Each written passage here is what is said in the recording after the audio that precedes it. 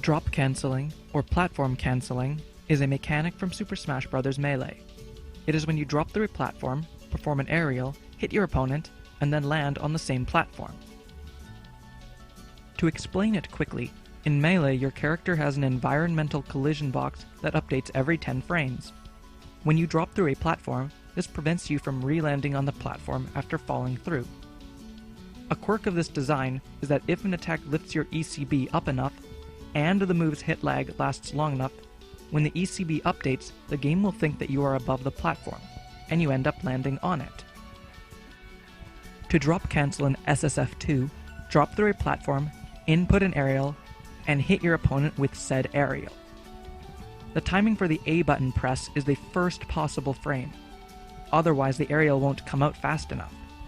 Just drop through a platform and press your aerial as fast as possible.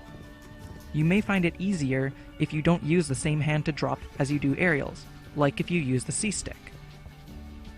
This also works for dropping down tilts, and it is probably easier since it is already a frame-perfect input. You just need to hit your opponent on the first frame of the attack. Here's the problem. See that Puff drop cancels this aerial, but does not drop cancel it the next time, despite the inputs being the same. Note the little particle effect that indicates a fastfall.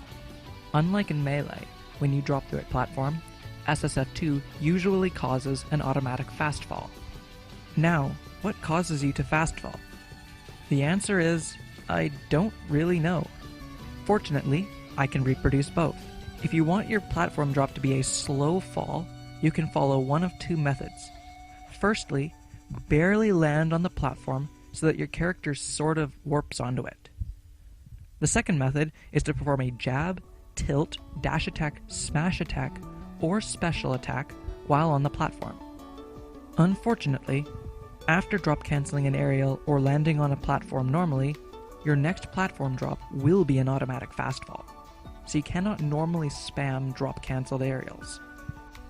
I say normally because there is a special case where if you do not let go of down while performing a drop cancelled aerial, your next platform drop will still be a slow fall. That said, you cannot use this method for any aerial other than down air unless you use the C-stick for your aerials. This means there is no way to spam drop cancelled NAIR.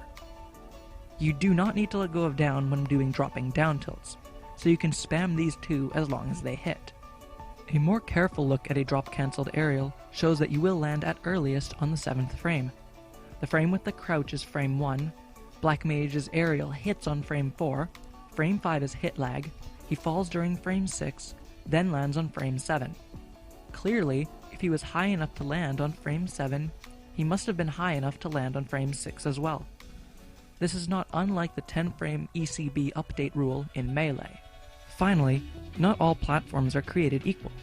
Some stages have platforms that are thicker, and more moves can be drop cancelled on them. Sky Sanctuary Zone has the thickest platforms, followed by WarioWare.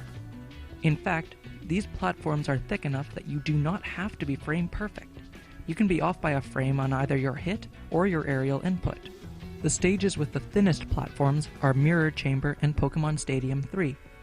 In fact, the only move that can be drop cancelled on Mirror Chamber or Pokemon Stadium 3 is Jigglypuff's Rest. Every other legal stage falls in between, with Tower of Salvation and Dracula's Castle a little bit smaller than all the other stages, but still bigger than Mirror Chamber and Pokemon Stadium 3. I'll also mention that both of those stages can be easier to drop cancel on if the platforms are going down, and obviously harder if the platforms are going up.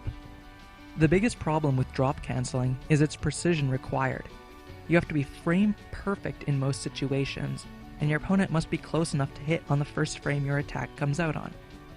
Furthermore, to successfully drop cancel, you almost always need to meet these criteria. Have a low fall speed, a fast aerial or down tilt, and high hit lag on said attack. There are exceptions if a character makes up for it in other categories. For example, DK might have a very high fall speed, but his NAIR has enough speed and hit lag to allow him to drop cancel on certain stages. Now, even if you cannot make use of drop cancelling due to your physical limitations, or perhaps your character simply cannot, you can still make use of the no fast fall drop setup to make better use of your aerials or specials. I've put in the description a list of which moves a character can drop cancel. I've also included info about which stages each drop cancel works on. Take a look and see what your character's options are, and how each stage affects them. Thanks for watching. I'll see you guys next time.